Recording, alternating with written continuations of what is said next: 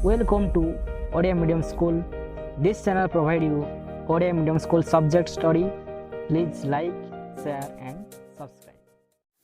Good morning children ए video रे आज अष्टम श्रेणी विज्ञान बहिर थिबा सप्तम अध्याय उद्भिद एवं प्राणी मानकर संरक्षणर किछि क्वेश्चन आंसर डिस्कशन करिवा। चलो एबे देखिबा यार किछि क्वेश्चन आंसर अन्य विषय गुडिकर वीडियो जदि पिला माने देखिबा को चाहछो तेबे मोर प्लेलिस्ट को जाई मध्ये तुमे पाई परिबो। चलो एबे यार प्रश्न गुडिक देखिबा कोन देछि। एक नंबर देखो ना शून्य स्थान पूरण कर। प्राणी माननकु सेमानकर निज परिवेश रे सुरक्षा देवा स्थान को डैश कुआ जाय।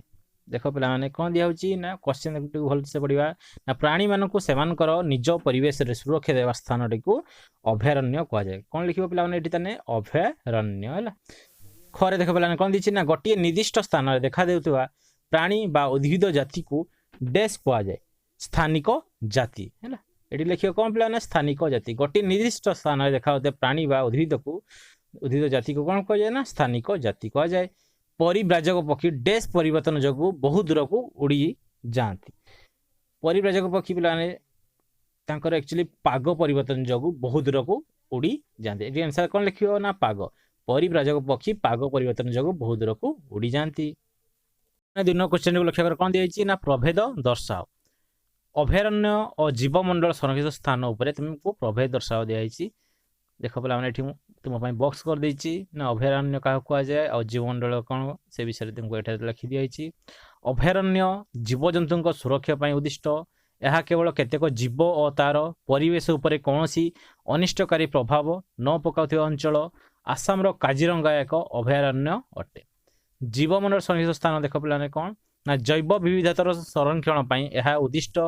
यह सही अंचल जैव विविधता और संस्कृतिर सुरक्षा रे सहायक होता अंचल।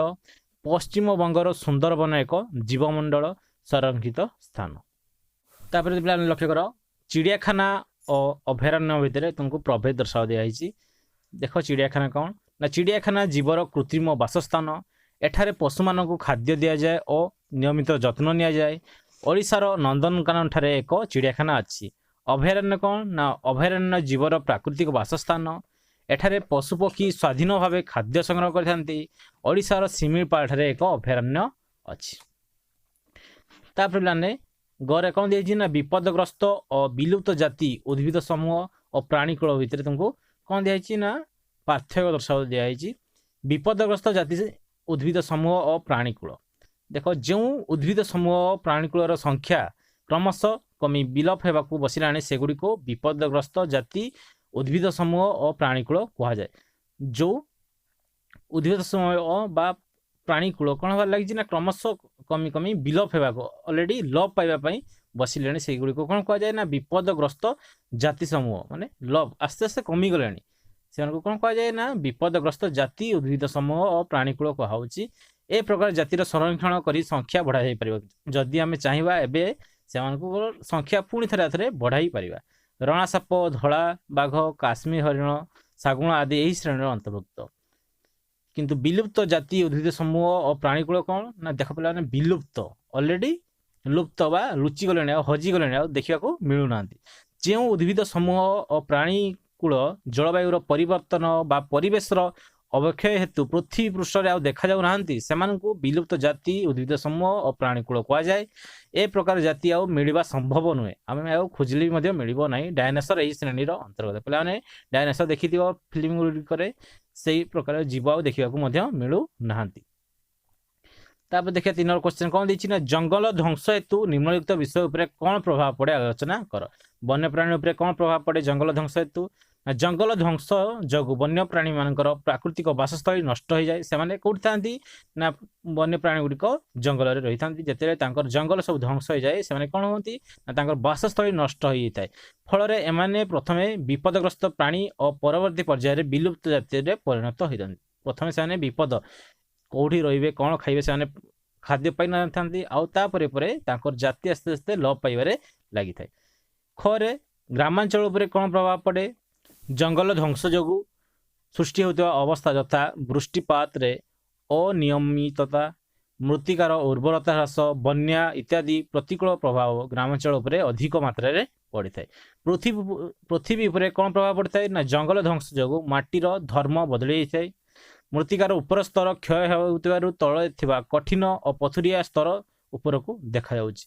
କାହିଁକି ନା ଏଇ ମାଟି ଗୁଡ଼ିକୁ କିଏ ଜାବୁଡ଼ି ଧରିଥାଏ ନା ବୃକ୍ଷ। ଯଦି ବୃକ୍ଷ ନଥିବ ଏହା ଧୋଇ ହୋଇ ଚାଲିଯାଏ। ଏହି ସ୍ତରରେ କ୍ଷତିର ପରିମାଣ କମ୍ ଥିବାରୁ ଧୀରେ ଧୀରେ ଉର୍ବର ମୃତ୍ତିକା ମରୁଭୂମିରେ ପରିଣତ ହୋଇଯାଏ।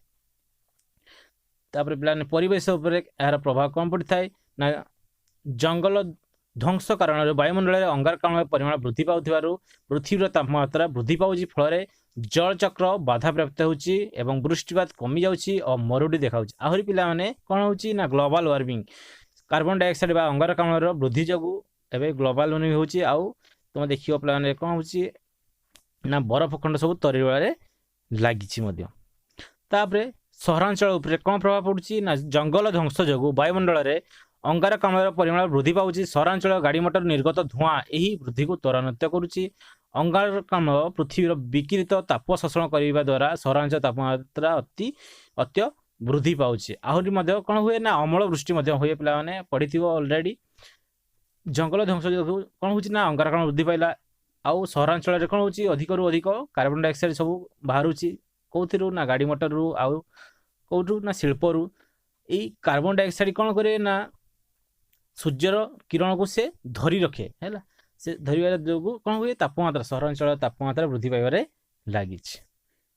ତାପରେ ଦେଖିବା ପିଲାମାନେ ପରପିଢ଼ି ଉପରେ ଏହାର ପ୍ରଭାବ କେମିତି ପଡ଼ୁଛି ନା ଜଙ୍ଗଲ ଧ୍ୱଂସ ପ୍ରକ୍ରିୟା ବନ୍ଦ ନହେଲେ ବା ଧ୍ୱଂସରୁ ରକ୍ଷା ପାଇବା ପାଇଁ ପୁନଃ ନବୀକରଣ କରା ନଗଲେ ପରପିଢ଼ିର ପ୍ରାଣୀମାନେ ପୃଥିବୀରେ ବଞ୍ଚି ରହିବା ପାଇଁ ପ୍ରତ୍ୟେକ ମୁହୂର୍ତ୍ତରେ ପ୍ରକୃତି ବିରୁଦ୍ଧରେ ସଂଗ୍ରାମ କରିବାକୁ ବାଧା ହେବ। ସୁତରାଂ ଭବିଷ୍ୟତର ସବୁଜ ଅରଣ୍ୟ ବର୍ତ୍ତମାନ ବୃକ୍ଷରୋପଣ ହିଁ ନିର୍ଭରଶୀଳ। ଯଦି ଏବେରୁ ଆମେ ସଚେତନ ନ ହେବା ପରପିଢ଼ି ମାନେ ତାଙ୍କର ବୃକ୍ଷ ହିଁ ଦେଖିବାକୁ ପାଇବେ ନାହିଁ। ଶେଷରେ ସେମାନେ ବହୁତ ହଇରାଣ ହେବେ। ତେଣୁ ଆମେ ଏବେରୁ ପୁନଃ ନବୀକରଣ ପାଇଁ ଚେଷ୍ଟା କରିବା। କ'ଣ ଘଟିବ ଯଦି ଆମେ ଗଛ କାଟି ଚାଲୁ? ଯଦି ଆମେ ଗଛ କାଟି ଚାଲୁ କ'ଣ ଘଟିବ ନା ବାୟୁମଣ୍ଡଳରେ ଅମ୍ଳଜାନର ସାନ୍ଦ୍ରତା କ୍ରମଶଃ ହ୍ରାସ ପାଇବ ଓ ପ୍ରାଣୀମାନଙ୍କର ବଞ୍ଚିବା ଅସମ୍ଭବ ହୋଇପଡ଼ିବ। ପୃଥିବୀର ତାପମାତ୍ରା ବୃଦ୍ଧି ପାଇବ ସହ ପ୍ରଦୂଷଣର ମାତ୍ରା ମଧ୍ୟ ବୃଦ୍ଧି ପାଇବ। ପ୍ରାକୃତିକ ବିପର୍ଯ୍ୟୟ ଜନଜୀବନକୁ ପ୍ରଭାବିତ କରିବ। ଚିରାଚରିତ ଜଳଚକ୍ର ବାଧାପ୍ରାପ୍ତ ହେବ। ଫଳରେ ଜଳବାୟୁରେ ଘୋର ପରିବର୍ତ୍ତନ ଦେଖାଦେବ। କ'ଣ ଘଟିବ ଯଦି ଗୋଟିଏ ପ୍ରାଣୀର ପରିସ୍ଥାନ ବିପର୍ଯ୍ୟପ୍ତ ହୁଏ? ଗୋଟିଏ ପ୍ରାଣୀର ପରିସ୍ଥାନ ବିପର୍ଯ୍ୟପ୍ତ ହେଲେ କ'ଣ ହୁଏ ନା ସେହି ପ୍ରାଣୀର ସ୍ଥିତି ପ୍ରତି ବିପଦ ସୃଷ୍ଟି ହେବ ଓ ତିଷ୍ଠିବା କଷ୍ଟକର ହୋଇପଡ଼ିବ। ସେମାନଙ୍କ ସଂଖ୍ୟା କ୍ରମଶଃ ହ୍ରାସ ପାଇ ବିପଦଗ୍ରସ୍ତ ପ୍ରାଣୀ ଭାବେ ପରିଚିତ ହେବେ। ସେମାନେ କ୍ରମଶଃ ବିଲୁପ୍ତ ଜାତିରେ ପରିଣତ ହେବେ। ମାଟିର ଉପରସ୍ତର ନଷ୍ଟ ହୁଏ ଯଦି କ'ଣ ହେବ ନା ମାଟିର ଉପରସ୍ତର ତଳେ ଥିବା କଠିନ ପଥୁରିଆ ସ୍ତର ବାହାରକୁ ଦେଖାଯିବ। ଯଦି ମାଟିର ଉପସ୍ତର ନଷ୍ଟ ହୋଇଗଲେ ତ କ'ଣ ଦେଖାଯିବ ନା ପଥୁରିଆ ସ୍ତରଟି ବାହାରକୁ ଦେଖାଯିବ। ପଥୁରିଆ ସ୍ତରରେ ହ୍ୟୁମସର ପରିମାଣ କମ୍ ଥିବାରୁ ଉର୍ବରତା ହ୍ରାସ ପାଇବ। ଆଉ ସେଠାରେ ମଧ୍ୟ ଚାଷ ଠିକ୍ସେ ହେବନି। ଧୀରେ ଧୀରେ ଉର୍ବର ମୃତ୍ତିକା ମରୁଭୂମିରେ ପରିଣତ ହେବ। ତାପରେ ଆସ୍ତେ ଆସ୍ତେ ସେଇ ଉର୍ବର ମୃତ୍ତିକା ଗୁଡ଼ିକ କ'ଣ ହୋଇଯିବ ନା ମରୁଭୂମିରେ ପରିଣତ ହୋଇଯିବ। ମୃତ୍ତିକାରେ ପୋଷକ ପରିମାଣ ଓ ଗଠନ ଇତ୍ୟାଦି ପରିବର୍ତ୍ତିତ ହେବ। ସଂକ୍ଷେପରେ ଲେଖ, ଆମେ କାହିଁକି ଜୈବ ବିବିଧତା ସଂରକ୍ଷଣ କରିବା? ଆମେ କାହିଁକି ଆକ୍ଚୁଆଲି ଜୈବମଣ୍ଡଳ ଯେଉଁ ଆମର ରହିଛି ତାର ସଂରକ୍ଷଣ କରିବା? ଜୈବ ବିବିଧତା କହିଲେ ପୃଥିବୀ ପୃଷ୍ଠର ବାସ କରୁଥିବା ବିଭିନ୍ନ ପ୍ରକାର ଉଦ୍ଭିଦ ଓ ପ୍ରାଣୀ ସେମାନଙ୍କ ମଧ୍ୟରେ ରହିଥିବା ପାରସ୍ପରିକ ସମ୍ପର୍କ ଓ ପରିବେଶ ସହ ସମ୍ପର୍କକୁ ବୁଝାଇଥାଏ। ଜୈବ ବିବିଧତାର ସଂରକ୍ଷଣ ଦ୍ୱାରା ପରିସଂସ୍ଥାର ଉପଯୁକ୍ତ ରକ୍ଷଣାବେକ୍ଷଣ ସମ୍ଭବ ହୋଇଥାଏ। କାରଣ ବିଭିନ୍ନ ଜାତିର ପ୍ରାଣୀ ଓ ଉଦ୍ଭିଦମାନେ ଖାଦ୍ୟ ଶୃଙ୍ଖଳ ଓ ଖାଦ୍ୟ ଜାଲିର ଗୋଟିଏ ଗୋଟିଏ ଅଂଶ ଅଟନ୍ତି। ଜୈବ ବିବିଧତାର ସଂରକ୍ଷଣ ଦ୍ୱାରା ଉଭୟ ଜଙ୍ଗଲ ଓ ବନ୍ୟଜନ୍ତୁଙ୍କୁ ଧ୍ୱଂସ ମୁଖ୍ୟରୁ ରକ୍ଷା କରାଯାଇପାରିବ। ଦେଖ ପିଲାମାନେ ଜୈବ ବିବିଧତା କହିଲେ କ'ଣ ବୁଝିଲେ? ନା ଜୈବ ବିବିଧତା କହିଲେ ଆମେ ପୃଥିବୀ ପୃଷ୍ଠରେ ବାସ କରୁଥିବା ବିଭିନ୍ନ ପ୍ରକାର ଜାତିର ଉଦ୍ଭିଦ ଓ ପ୍ରାଣୀ ସେମାନଙ୍କ ମଧ୍ୟରେ ରହିଥିବା ପାରସ୍ପରିକ ସମ୍ପର୍କ ଓ ପରିବେଶ ସହିତ ସେମାନଙ୍କର ସମ୍ପର୍କକୁ ବୁଝିବା। ତାଙ୍କର ସମ୍ପର୍କକୁ ଆଉଥରେ ଭଲ ଭାବେ ରଖିବା ପାଇଁ ଆମେ ନିହାତି କ'ଣ ନେବା ନା ସତର୍କ ହେବା ଦରକାର। ନହେଲେ ସେମାନେ ଆସ୍ତେ ଆସ୍ତେ ଧ୍ୱଂସର ମୁଖକୁ ପଳାଇବେ। ଖରେ ସୁରକ୍ଷିତ ଜଙ୍ଗଲ ମଧ୍ୟ କାହିଁକି ପ୍ରାଣୀମାନଙ୍କ ପାଇଁ ସମ୍ପୂର୍ଣ୍ଣ ନିରାପଦ ନୁହେଁ? ଯେଉଁ ଜଙ୍ଗଲ ଗୁଡ଼ିକ ସୁରକ୍ଷିତ ହେଲେ ମଧ୍ୟ ସେମାନଙ୍କ ପାଇଁ ସମ୍ପୂର୍ଣ୍ଣ ନିରାପଦ ନୁହେଁ। କାହିଁକି ନା ସୁରକ୍ଷିତ ଜଙ୍ଗଲରେ କୌଣସି ପ୍ରାଣୀକୁ ଶିକାର କରିବା, ସେମାନଙ୍କୁ ଗୁଳି କରି ବା ଫାଶ ପକାଇ ଧରିବା ନିଷିଦ୍ଧ ଅଟେ। ଦୁଃଖର ବିଷୟ ଏହି ସୁରକ୍ଷିତ ଜଙ୍ଗଲଗୁଡ଼ିକ ପ୍ରାଣୀମାନଙ୍କ ପାଇଁ ନିରାପଦ ନୁହନ୍ତି, କାରଣ ଆଖପାଖର ଅଧିବାସୀ ଏହାକୁ ଜବରଦଖଲ କରି ଜୀବଜନ୍ତୁମାନଙ୍କୁ ନଷ୍ଟ କରିଥାନ୍ତି। ଯେତେ ସୁରକ୍ଷିତ ଜଙ୍ଗଲ ଥିଲେ ମଧ୍ୟ ଲୋକମାନେ ତାଙ୍କ ପାଖ ପଡ଼ୋଶୀ ଲୋକମାନେ ଦେଖିବ ପିଲାମାନେ ସେମାନେ ଯାଇକି ରାତି ଅଧେ ଶିକାର କରିବେ, ଆଉ ଶିକାର କରି ସେମାନଙ୍କର କ'ଣ ଚମଡ଼ା ସବୁ ବିକ୍ରି କରୁଥିବେ। ଏଇଭଳିଆ କରି ସେମାନେ କ'ଣ ନା ସେଥିରେ ଥିବା ଜୀବଜନ୍ତୁକୁ ହ୍ରାସ କରି ଚାଲିଛନ୍ତି। ଗରେ କେତେକ ଆଦିବାସୀ ଜଙ୍ଗଲ ଉପରେ ନିର୍ଭର କରନ୍ତି। କିପରି? କିଛି ଆଦିବାସୀ ଅଞ୍ଚଳ ଅଛି ଦେଖିବ ପିଲାମାନେ, ସେମାନେ ତାଙ୍କର ଜୀବିକା କେବଳ ହିଁ ଜଙ୍ଗଲରୁ ସେମାନେ ତାଙ୍କର ସଂଗ୍ରହ କରି ସବୁ ଜିନିଷ ବେପାର କରି ଚଳିଥାନ୍ତି। କେତେକ ଆଦିବାସୀ ଜଙ୍ଗଲ ଉପରେ ନିର୍ଭରଶୀଳ, କାରଣ ଏମାନେ ବଞ୍ଚିବା ପାଇଁ ତାଙ୍କର ସମସ୍ତ ଆବଶ୍ୟକ ଦ୍ରବ୍ୟ ଜଙ୍ଗଲରୁ ହିଁ ସଂଗ୍ରହ କରିଥାନ୍ତି। ବାହ୍ୟ ଜଗତ ସହିତ ଏମାନଙ୍କର ପ୍ରାୟ ସମ୍ପର୍କ ନଥାଏ। ଘରେ ଧର ଜଙ୍ଗଲ ଧ୍ୱଂସର କାରଣ ଓ ପରିମାଣ କ'ଣ? ଯଦି ଜଙ୍ଗଲ ଧ୍ୱଂସ ହେବ ତାହେଲେ ଏହାର କାରଣ ଲେଖିବା, ଆଉ ତାର ପରିଣାମ କ'ଣ ହେବ ଆକ୍ଚୁଆଲି ଜଙ୍ଗଲ ଧ୍ୱଂସରେ ସେ ବିଷୟରେ ଲେଖିବ। ଚାଷ ଉପଯୋଗୀ କ୍ଷେତ୍ର ପ୍ରସ୍ତୁତି, ବାସ ଉପଯୋଗୀ ଗୃହ, କଳକାରଖାନା ନିର୍ମାଣ, ଜାଳି କାଠ ବ୍ୟବହାର, ବିଭିନ୍ନ ପ୍ରାକୃତିକ କାରଣ ଯଥା ମରୁଡ଼ି, ବନାଗ୍ନି ଜଙ୍ଗଲ ଧ୍ୱଂସର କାରଣ ଅଟେ। ଜଙ୍ଗଲ ଧ୍ୱଂସ ବେସିକାଲି ଦେଖିବ ପିଲାମାନେ କ'ଣ ହେଉଛି ନା ଚାଷ ଜମି ପାଇଁ ଜଙ୍ଗଲ ଧ୍ୱଂସ ହେଉଛି, ଯେଟାକୁ କ'ଣ କୁହାଯାଏ ନା ପୋଡ଼ୁ ଚାଷ। ଗୋଟେ ଜଙ୍ଗଲକୁ ପୋଡ଼ି ଦିଆଯାଇ କ'ଣ କରାଯାଏ? ଚାଷ କରାଯାଏ। ବାସ ଉପଯୋଗୀ ପାଇଁ ଗଛ କାଟି ଦିଆହେଉଛି, କଳକାରଖାନା ପାଇଁ କ'ଣ କରାହେଉଛି? ଗଛ କାଟି ଦିଆହେଉଛି, ସେଥିପାଇଁ ଜଙ୍ଗଲ ଧ୍ୱଂସ ହେଉଛି। ଏହାର ପରିଣାମ କ'ଣ ହେବ ଆକ୍ଚୁଆଲି ପିଲାମାନେ? ନା କ'ଣ ହେବ ନା ପ୍ରଦୂଷଣର ମାତ୍ରା ବୃଦ୍ଧି ହେବ, ବନ୍ୟା, ମରୁଡ଼ି ଭଳି ପ୍ରାକୃତିକ ବିପର୍ଯ୍ୟୟ ସୃଷ୍ଟି ହେବ। ରେଡ୍ ଡାଟା ବୁକ୍ କ'ଣ? ସମସ୍ତ ସଙ୍କଟାପନ୍ନ ବା ବିପଦଗ୍ରସ୍ତ ପ୍ରାଣୀ ଓ ଉଦ୍ଭିଦମାନଙ୍କର ଅଭିଲେଖ ରେଡ୍ ଡାଟା ବୁକ୍ରେ କ'ଣ ସ୍ଥାନ ପାଇଛି। ଉଦ୍ଭିଦ ଓ ପ୍ରାଣୀ ଅନ୍ୟ ଜାତିମାନଙ୍କ ପାଇଁ ପୃଥକ ରେଡ୍ ଡାଟା ବୁକ୍ ରହିଅଛି। ପିଲାମାନେ ଏଇ ରେଡ୍ ଡାଟା ବୁକ୍ରେ এই ସଙ୍କଟାପନ୍ନ ବା ବିପଦଗ୍ରସ୍ତ ପ୍ରାଣୀ ବା ଉଦ୍ଭିଦମାନଙ୍କର କ'ଣ ହେଉଛି ରେକର୍ଡ଼ କରାହେଉଛି। ଯେଉଁ ପ୍ରାଣୀମାନେ କ'ଣ ହେଉଛନ୍ତି ନା ସଙ୍କଟାପନ୍ନ ବା ବିପଦଗ୍ରସ୍ତ ହେବାରେ ଲାଗିଛନ୍ତି, ତାଙ୍କର ଠିକଣା ସେଠାରେ ଲେଖା ହେଇଥାଏ। ପରିବ୍ରଜନ କହିଲେ କ'ଣ ବୁଝ? ବସବାସ କରୁଥିବା ଅଞ୍ଚଳର ପାଗ ଅତିଶୟ ଥଣ୍ଡା ବା ପ୍ରତିକୂଳ ହେଲେ ଅଣ୍ଡା ଦେବା ପାଇଁ କେତେକ ପକ୍ଷୀ ଅନ୍ୟତ୍ର ଉଡ଼ିଯାଆନ୍ତି, ଏହାକୁ ପରିବ୍ରଜନ କୁହାଯାଏ। ବହୁ ଦୂର ଅତିକ୍ରମ କରୁଥିବା ପକ୍ଷୀମାନଙ୍କୁ ପରିବ୍ରାଜକ ପକ୍ଷୀ କୁହାଯାଏ। ଦେଖିଥିବ ପିଲାମାନେ ଚିଲିକାରେ ଶୀତ ଦିନେ ଅନ୍ୟ ଦେଶର ପକ୍ଷୀ ଗୁଡ଼ିକ ଆସିଥାନ୍ତି, ଆଉ ସେଠାରେ କିଛି ଦିନ ରହି ତାଙ୍କର ଅଣ୍ଡା ଦେଇସାରି ପୁଣି ସେଠାରୁ କ'ଣ ଚାଲିଯାଆନ୍ତି। ସେମାନେ ଆସିଥାନ୍ତି କେଉଁଥିପାଇଁ? ଦେଖ ଶୀତ ଋତୁରେ ଅନ୍ୟ ଦେଶ ଗୁଡ଼ିକରେ ବହୁତ ଧର କ'ଣ ମେରୁ ଅଞ୍ଚଳ ଗୁଡ଼ିକ ବହୁତ ଶୀତ ପଡ଼ିଥାଏ, ସେଗୁଡ଼ିକର ପକ୍ଷୀ ଆମ ଦେଶକୁ ପଳେଇ ଆସନ୍ତି, ଯାହାଫଳରେ ଏଠାରେ ଟିକେ କମ୍ ଶୀତ ଯୋଗୁଁ ସେମାନେ ସହ୍ୟ କରି ତାଙ୍କର ଅଣ୍ଡା ଦେଇ ତାଙ୍କ ଛୁଆକୁ ସୃଷ୍ଟି କରିପାରିଥାନ୍ତି। ତାପରେ ଦେଖିବା 6ରେ ଦେଖ କ'ଣ ଦେଇଛି ନା କଳକାରଖାନା ଓ ବାସଗୃହର ଆବଶ୍ୟକତା ପୂରଣ ପାଇଁ ଗଛ କଟା ସବୁବେଳେ ଚାଲିଛି। ଏହିଭଳି ଗଛ କାଟିବା ବିଧେୟ କି ଆଲୋଚନା କରି ଏକ ରିପୋର୍ଟ ପ୍ରସ୍ତୁତ କର। କଳକାରଖାନା ଓ ବାସଗୃହ ଆବଶ୍ୟକତା ପୂରଣ ପାଇଁ ଗଛ କଟା ସବୁବେଳେ ଚାଲିଛି। ଏହିଭଳି ପ୍ରକଳ୍ପ ପାଇଁ ଗଛ କାଟିବା ବିଧେୟ ନୁହେଁ। ଆକ୍ଚୁଆଲି କଳକାରଖାନା ପାଇଁ ବହୁତ ଏମିତି କ'ଣ ଯେଉଁଠି ଜଙ୍ଗଲ ନାହିଁ ସେଭଳିଆ ଫାଙ୍କା ପଡ଼ିଆ ଅଛି, ସେଇଗୁଡ଼ିକରେ କଳକାରଖାନା ବା ବାସଗୃହ କରିବା କଥା, କିନ୍ତୁ ଲୋକମାନେ କ'ଣ କରୁଛନ୍ତି? ଯେଉଁଗୁଡ଼ିକ ଜଙ୍ଗଲ ଅଛି ସେଇଗୁଡ଼ିକ କାଟି ସେମାନେ କ'ଣ କରିଦେଉଛନ୍ତି ନା କଳକାରଖାନା ବାସଗୃହ ତିଆରି କରୁଛନ୍ତି। ଏହା ସେତେବେଳେ ବିଧେୟ ନୁହେଁ। କେଉଁଠି କରିବା କଥା ଆକ୍ଚୁଆଲି ଦେଖ ଅଣଜଙ୍ଗଲ ଅଞ୍ଚଳରେ କଳକାରଖାନା ଓ ବାସଗୃହ ନିର୍ମାଣ କରାଯାଇପାରିବ। ବୃକ୍ଷରୋପଣ ଦ୍ୱାରା ପୁନଃ ନବୀକରଣ ମଧ୍ୟ କରାଯାଇପାରିବ। ତୁମ ଅଞ୍ଚଳର ସବୁଜ ସମ୍ପଦ ରକ୍ଷା କରିବା ପାଇଁ ତୁମେ କ'ଣ କ'ଣ କରିପାରିବ, ଏହାର ଗୋଟେ ତାଲିକା ପ୍ରସ୍ତୁତ କର। ଆମ ଅଞ୍ଚଳର ସବୁଜ ସମ୍ପଦ ରକ୍ଷା କରିବା ପାଇଁ ଆମେ ନିମ୍ନଲିଖିତ ପଦକ୍ଷେପମାନ ନେଇପାରିବା, ଯଥା ଗଛ କାଟିବା ପାଇଁ କାହାକୁ ଅନୁମତି ଦେବା ନାହିଁ, କାହାକୁ ଗଛ କାଟିବା ପାଇଁ ଦେବା ନାହିଁ। ବୃକ୍ଷରୋପଣ କରି ସବୁଜ ଅରଣ୍ୟ ସୃଷ୍ଟି କରିବା। ଛୋଟ ଗଛରେ ପାଣି ଦେଇ ବଢ଼ାଇବା। ଛୋଟ ଗଛକୁ ତାରବାଡ଼ ଦ୍ୱାରା ଆବଦ୍ଧ କରି ରଖିବା। ସବୁଜ ସମ୍ପଦ ସୁରକ୍ଷା ପାଇଁ ଜନସଚେତନ ସୃଷ୍ଟି କରିବା। ଏହାଦ୍ୱାରା ଆମର କ'ଣ ହେବ ନା ସବୁଜ ସମ୍ପଦ ରକ୍ଷା କରାଯାଇପାରିବ। 8 ନମ୍ବର କ୍ୱେଶ୍ଚନ୍ କ'ଣ ଦେଇଛି ନା ଜଙ୍ଗଲ ଧ୍ୱଂସ ଫଳରେ ବୃଷ୍ଟିପାତ କିପରି କମିଯାଏ ବୁଝାଅ। ନା ଜଙ୍ଗଲ ସମ୍ପଦ ନଷ୍ଟ ହେବା ଫଳରେ ବାଷ୍ପୀଭବନ ପ୍ରକ୍ରିୟାରେ ଜଳ ବାୟୁମଣ୍ଡଳକୁ ଆସିପାରେ ନାହିଁ। ମାଟି ତଳେ ଥିବା ଜଳ ସ୍ତର ଆହୁରି ତଳକୁ ଖସିଯାଏ।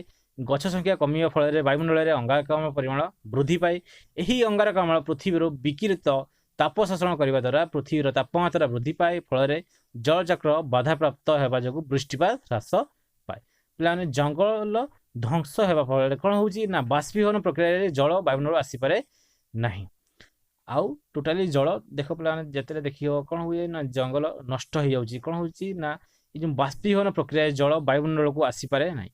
ବାଷ୍ପୀଭବନ ପ୍ରକ୍ରିୟାରେ ଯେଉଁ ଜଳ ଆସିବା କଥା ସେ ଆଉ ଆସିପାରିବ ନାହିଁ। ମାଟି ତଳେ ଥିବା ଜଳ ମଧ୍ୟ ତା ତଳ ଆସ୍ତେ ଆସ୍ତେ କମିଯିବ। କାହିଁକି ନା ନା ଜଙ୍ଗଲ ବା ଗଛ ଦେଇକି କ'ଣ ହୁଏ ନା ଜଳ ତଳକୁ ଯାଇଥାଏ। ଗଛ ନଥିଲେ କ'ଣ ହେବ, ତଳ ଆଉ ଯେଉଁ ତଳ ୱାଟର ବା ଗ୍ରାଉଣ୍ଡ ୱାଟର ଯେଉଁ ଜିନିଷ ଆଉ ରିଚାର୍ଜ କରାଯାଇପାରିବ ନାହିଁ। ଯାହାଫଳରେ କ'ଣ ହେବ ନା ତଳକୁ ତଳକୁ ତା ସ୍ତର କମିଯିବ। ଆଉ କ'ଣ ହେବ ନା ଅଙ୍ଗାରକାମ୍ଳ ବା କାର୍ବନ ଡାଇଅକ୍ସାଇଡ୍ ପରିମାଣ ବୃଦ୍ଧି ପାଇବ। ଆଉ କାର୍ବନ ଡାଇଅକ୍ସାଇଡ୍ ପରିମାଣ ବୃଦ୍ଧି ପାଇଲେ କ'ଣ ହେବ ନା ପୃଥିବୀର ତାପମାତ୍ରା ମଧ୍ୟ ବୃଦ୍ଧି ପାଇବ। କାହିଁକି ନା ଏ ସୂର୍ଯ୍ୟର ତାପମାତ୍ରାକୁ କାର୍ବନ ଡାଇଅକ୍ସାଇଡ୍ ଧରି ରଖିଥାଏ। ଆଉ ତା ଫଳରେ କ'ଣ ହେବ ନା ଜଳଚକ୍ର ମଧ୍ୟ ବାଧାପ୍ରାପ୍ତ ହେବ। ତୁମ ରାଜ୍ୟରେ ଥିବା ଜାତୀୟ ଉଦ୍ୟାନ ଗୁଡ଼ିକ ଚିହ୍ନଟ କରି ଭାରତରେ ଏକ ରେଖା ମାନଚିତ୍ରରେ ଏହାକୁ ଦର୍ଶାଅ। ହେଲା, ଆମ ରାଜ୍ୟ ଧର ପିଲାମାନେ ଏଠି କ'ଣ ଓଡ଼ିଶାରେ ଜାତୀୟ ଉଦ୍ୟାନ କେଉଁଠି ଅଛି? ଶିମିଳିପାଳ ଆଉ ଭିତରକନିକାରେ ଅଛି। ଏଇଠି ଦେଖ ପିଲାମାନେ ଶିମିଳିପାଳ, ଇଏ ହେଉଛି କ'ଣ ନା ଭିତରକନିକା। ଦେଖିପାରୁଛ ଏଇ ଲୋକେସନରେ ପିଲାମାନେ ତାଙ୍କୁ ସହ କରିବ। 10 ନମ୍ବର କ୍ୱେଶ୍ଚନ୍ କ'ଣ ଦେଇଛି ନା କାଗଜ ସଞ୍ଚୟ କରିବା କାହିଁକି? କେଉଁ ଉପାୟରେ କାଗଜ ସଞ୍ଚୟ କରିହେବ ତାର ଗୋଟିଏ ତାଲିକା ପ୍ରସ୍ତୁତ କର। ଜଙ୍ଗଲ ଲୋପ ପାଇବାର ଅନ୍ୟ ଏକ କାରଣ ହେଉଛି କାଗଜର ଅତ୍ୟଧିକ ବ୍ୟବହାର। ଗୋଟିଏ ଟନ୍ କାଗଜ ତିଆରି ପାଇଁ 17ଟି ପୁରା ବଢ଼ିଥିବା ଗଛ ଆବଶ୍ୟକ। ଏହି କାରଣରୁ ଆମେ କାଗଜ ସଞ୍ଚୟ କରିବା ଉଚିତ।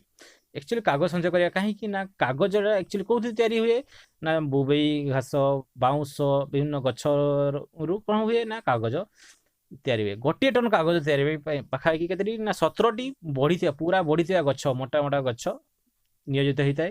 ତେଣୁ ପିଲାମାନେ ଆମେ ଯେତେ ଚାହିଁବା କାଗଜ ସଞ୍ଚୟ କରିବା ପାଇଁ ଚାହିଁବା।